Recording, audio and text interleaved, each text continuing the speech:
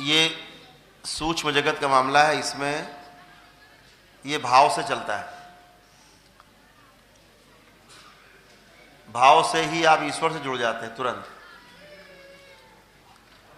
ऐसे ही भाव से आप तुरंत आपका डीएनए का जो ऊर्जा पथ है सामने वाले से जुड़ जाता है, जिससे आप बहुत अटैच होते हैं।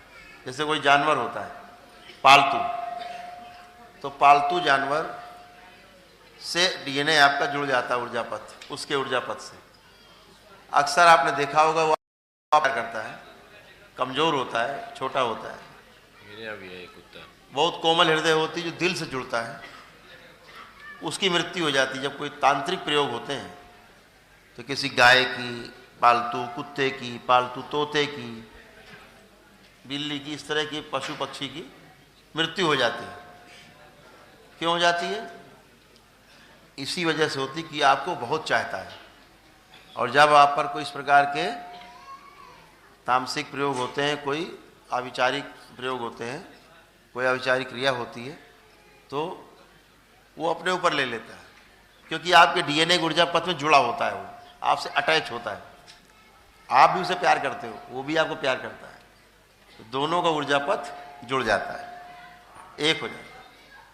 वो कमजोर पड़ता है तो सबसे पहले वही, क्योंकि दिल से वो चाह रहा आपको, एकदम पूरा समर्पित, तो भाव से ही चलता है। कोई मकान आप सुनते होंगे कि ये मकान जब से हमने लिया तब से हम बर्बाद हो गए, ये ज़मीन खरीदी हम बर्बाद हो गए, या वो ज़मीन खरीदी हमारा बड़ा बढ़ गया काम।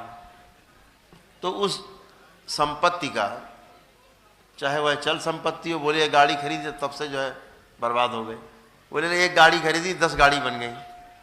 तो उसका जो ऊर्जा पथ है, उसका जो ऑरा है बेजान वस्तु का, आपके ऊर्जा पथ से, डीएनए के ऊर्जा पथ से जुड़ जाता है। उसका असर आप में आता ही आता है, और उसका लाभ या हानि हमें होती है। इसको हमेशा ध्यान रखना है। आप कभी देखते होंगे, कभी किसी व्यक्ति से मिलकर आपको बहुत खुशी होती, लगता उठे नहीं, और किसी के पास बैठने की इच्छा नहीं होती, लगता है यार ये कहाँ से दिख गया सुबह सुबह। रास्ता बचाते हो आप, इधर उधर करते हो, अनमैच। डीएनए का खेल बहुत पुराना है। हमारा जो वंश परंपरा का है, जो कुल हमारा जो रक्त है, जो रक्त के संबंध हैं, वो बहुत पुराने हैं। और ये परंपरा हमारे ऋषि मुनियों ने हजारों वर्ष पहले खोजी, हजारों वर्ष पहले। एक ही कुल में शादी होने की परंपरा नहीं है, अलग डीएनए में किया करने की, गोत्र ना मिले, गोत्र तक की व्यवस्था की गई। गोत्र बहुत बड़ा हो गया, कुल हो गया पूरा। परिवार कई मिल करके खानदान, कई खानदान मिलके पूरा कुल बनता है। तो ये व्यवस्था की गई कि गोत्र भी न मिलने पाए, अलग अलग दूर का रक्त लड़का और लड़की का मिला, पति पत्नी बने, उनसे पैदा होने वाली जो संतान है स्वस्थ होती है, कुशाग्र बुद्धि होती है, दोनों चीज। नजदीकी संबंध वाला व्यक्ति, खासतौर से एक ही रक्त में पति पत्नी बन जाने वाले लोग, बच्चे पैदा होते या तो अपंग होंगे या बुद्धिहीन होंगे। आप देखिए एक मजहब है, उसमें आपस में शादी करते हैं, भाई बहन, चाचा फूफा और मौसी, लड़के में शादी लड़के में कर लेते हैं, बुद्धिहीन है, बर्बर है, उन्हें कुछ नहीं समझ में आता, अपने लोगों को मार के उनको सुकून मिलता। इतिहास गवाह है, इतिहास गवाह है। तो या अपंग होगा, अनपढ़ होगा, गंवार टाइप का होगा बहुत,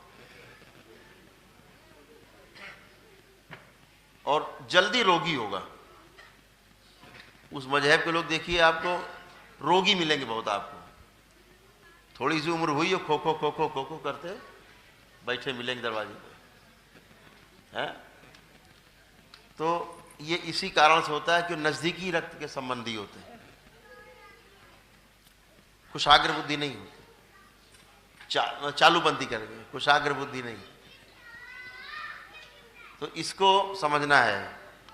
भगवान श्री कृष्ण का रातों रात अगर डीएनए का ऊर्जा पथ नहीं बदला जाता तो भगवान श्री कृष्ण भी पैदा हुए थे, उनकी भी हत्या हो जाती।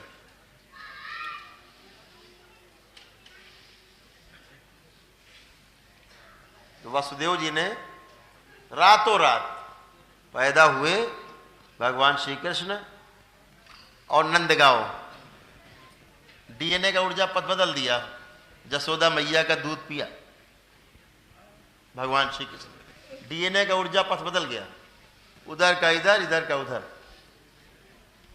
अगर वो डीएनए का ऊर्जा पथ नहीं बदला जाता तो भगवान श्री कृष्ण नहीं होते, हम लोग बीच में हत्या होती। उस डीएनए में जो श्राप था वो पूरा हो जाता। अभी एक बहुत बड़ी समस्या है धरती के ऊपर मानव जाति में। आप लोगों ने सुना होगा, कहानी में सुना होगा आप लोगों ने, तो खैर हम भी इसको पहले कोरी गप मानते थे। विज्ञान के विद्यार्थी रहे इसलिए बुद्धि ज्यादा लगाते थे। ऐसा मानते थे कि हम विज्ञान के विद्यार्थी हैं, हमसे बड़ा कोई बुद्धिमान है नहीं, ये बेवकूफ़ हैं जो ये किताब लिख के रखे गए हैं, पुराण शास्त्र वेद उपनिषद श्रीमद् भागवत गीता रामचरितमानस, ये सब बकवास है ना, बकवास। ये खाने पीने का जुगाड़ है, ऐसा मन में आता था, गंदा संदा विचार आता था। विज्ञान का विद्यार्थी कुंठित हो जाता है, काफी कुंठित होता है विज्ञान का विद्यार्थी।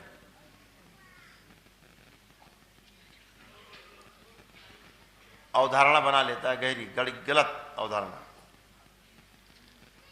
बिना परीक्षण किए अवधारणा गलत बनाता है। जब तक आप परीक्षण न कर ले किसी चीज का, तब तक किसी निष्कर्ष पे नहीं पहुंचना चाहिए। हमने ही बना लिया कि ये सब गपोरपंथी है। ये श्राप सुना होगा ना, ऋषि ने श्राप दे दिया, किसी महिला ने श्राप दे दिया, किसी संत ने श्राप दे दिया, तो ऐसा हो गया। देखते हैं, एकदम सत्य,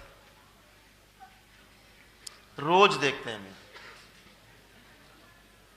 यहां बहुत से ऐसे लोग आते हैं, गरीब लोग आते हैं, श्राप ग्रस्त है, ठीक नहीं होते, 7 नहीं 700 हवन कर लो, जब तक मुक्त नहीं होंगे तब तक कटता नहीं भोग। तो फिर हमें बताना पड़ता है कि भाई आपको, बड़ा संकोच करके हम बताते हैं। उससे पूछते क्या करते हो, क्या रोजी रोटी क्या है, कैसे कमाते खाते हो, तो देख लेते हैं कि ठीक ये मजबूत आदमी है, तब उससे हम कहते हैं भाई तुम ये वाला पाठ इस तरह करके घर में करा लेना, ब्राह्मणों से जो तुम्हारे परिचित में हो उनसे करा लेना। और मैं देखता हूँ गरीब व्यक्ति, अब उससे मुझे कहने में भी संकोच होता है, मन मसोस के अंदर अंदर रह जाते, अंदर से मन महसूस के रह जाते। श्राप से मुक्त करने की तमाम दैत्य और दानव आते हैं जो काला जादू बंधे रहते हैं, वरदानी होते हैं। वरदान वो जिस कुल के होते हैं उस कुल में कोई वरदान होता है, आप उन्हें मार नहीं सकते। अब उनका वरदान भी छीनना है, तब उनकी वो शक्ति वापस होगी, नहीं बनी रहेगी। तरह तरह के वरदान है, तपस्या से प्राप्त होते हैं। दैत्य का मतलब इतना है, शक्ति का दुरुपयोग कर रहा है वो व्यक्ति, इतनी बात है। दानव दैत्य ताकतवर है। तो मैं यहां पर एक बहन जी बैठी रहती हैं अक्सर, शायद आज हैं नहीं, अपनी बेटी के साथ।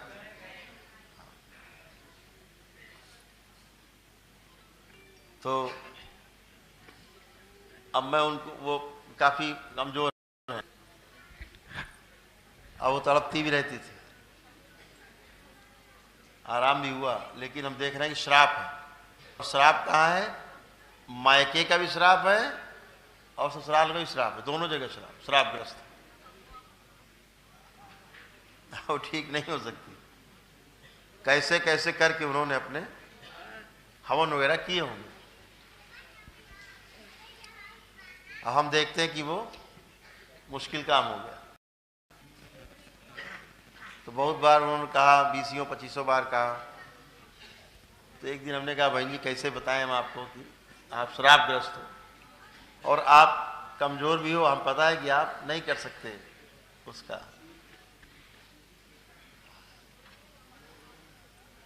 करना क्या होगा? तो हमने बताया कि भाई आपका जो श्राप है, अगर 3 रुद्राभिषेक आप लगातार करोगे आप इस श्राप से मुक्त हो जाओगे।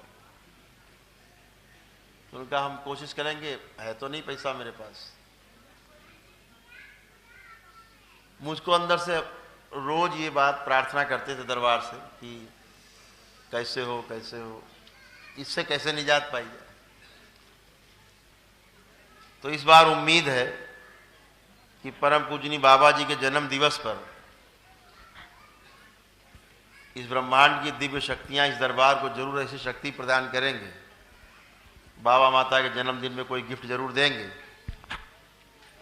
कि श्राप मुक्त करने की और दैत्यों से वरदान छीनने की शक्ति दरबार को प्राप्त हो जाएगी। किताबों में पढ़ते थे, अब प्रैक्टिकल में देखते हैं। पहले पढ़ते थे कि वो सूर्यदेव आए और उन्होंने फला को ये शक्ति प्रदान कर दी, फला ऋषि ने फला को ये शक्ति प्रदान कर दी। परशुराम जी ने भगवान श्री कृष्ण को चक्र सुदर्शन शक्ति दी। परशुराम जी ने, भगवान परशुराम ने इनको ये शक्ति दी, उनको वो शक्ति दी। अर्जुन स्वर्ग गए थे, इंद्र ने अपनी ये शक्ति दी। ऐसे सुनते तो हम हंसते थे, यार ये क्या पागलपन लिखा है। इस देश के ब्राह्मणों के पास और कोई काम था नहीं गप्पे लिखने के अलावा। ये बताओ, किताब में लिख डाला गप। अरे ऐसे कैसे कोई शक्ति किसी को कोई दे देगा यार? अगर कोई शक्ति है भी तो अपने पास रहेगी। आज देखता हूं कि वेद, पुराण, शास्त्र, उपनिषद, श्रीमद् भागवत गीता हो, चाहे श्री रामचरितमानस हो, जितने भी ग्रंथ लिखे गए महापुरुषों द्वारा, एक एक वाक्य ब्रह्म वाक्य है, कुछ भी गलत नहीं, एकदम सत्य है। आप देखते हैं, हमने कोई इस तरह की कोई साधना, कोई तपस्या नहीं की, केवल गुरु कृपा है कि उन्होंने वो शक्तियां बाबा और माँ ने प्रदान कर रखी है। जैसे चुंबक में लोहा चिपक जाता है, तो गुरु को समझिए चुंबक, शिष्य को समझिए लोहा। चुंबक में चिपका दो, थोड़ी देर बाद उस लोहे में भी लोहा चिपक जाता है, चुंबक के गुण आ जाते हैं, ऐसे शक्ति ट्रांसफर हो जाती है। तो ऐसे शक्तियां, दिव्य शक्तियां एक दूसरे को मौका पड़ने पर, जितने भी देव पुरुष हैं, माताएं हैं, वो प्रदान करती हैं और लोक कल्याण के लिए ये शक्तियां काम करती हैं। आप देखते हो, आपके दरबार में जो होता है वो धरती पे कहीं नहीं होता और खुलेआम होता है, मंच पे होता है। व्यवस्था है, जो ऊर्जा पथ है वो बहुत महत्वपूर्ण है। तो जब भी आप भाव से संलग्न होते हैं किसी से भी, वो सीधे आपसे जुड़ जाता है। चाहे आप ध्यान की अवस्था में हो, चाहे आप किसी से आंख खोल के किसी को देख रहे हो, तो भी किसी के बारे में अच्छा या बुरा सोचते हैं, तो भी आप किसी व्यक्ति के बारे में बुरा बुरा सोचो, एक महीने कितना अच्छा आपका मित्र हो, 1 महीने बाद आपको आपके खिलाफ सोचता मिलेगा। और किसी दुश्मन के बारे में 1 महीना लगातार अच्छा अच्छा सोचो दिन भर, 1 महीना बाद जब मिलेगा तो आपको नमस्कार। इतना ऊर्जा पथ जो है वो जुड़े हुए हैं। आप सोचते हो जुड़ गए टक से। आप देखते हो कि जो दूषित गुरु परंपराएं हैं लोग सामने आते हैं, कितना बुरा तड़पते हैं। हम गुरु परंपरा से तोड़ के परिवार की परंपरा में जोड़ते हैं, आदमी स्वस्थ। और जरा से तो अपने गुरु परंपरा ध्यान करो, ध्यान करते फिर तड़पने लगते। इतना खतरनाक।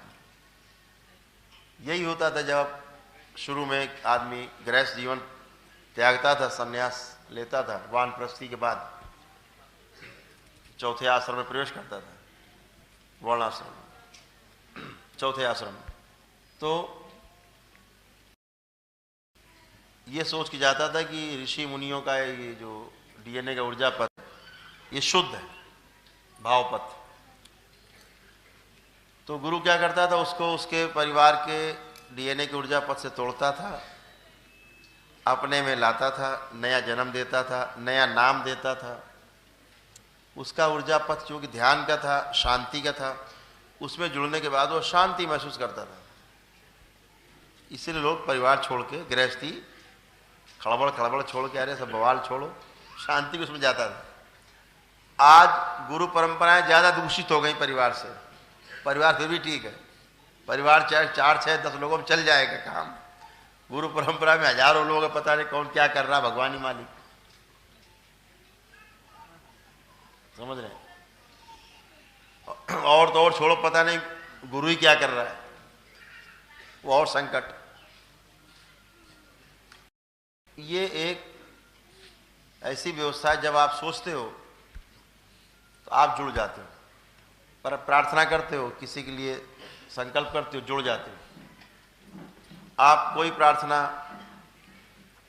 मुझे ध्यान करके करो, चाहे बाबा को ध्यान करके करो, चाहे माँ को ध्यान करके करो, भोलेनाथ को ध्यान करके करो, चाहे माता कामाख्या करो, दरबार को करो, आप दरबार से जुड़ जाते हो और तुरंत ही दरबार की ऊर्जा आपको मिलती है, सेकेंडों में।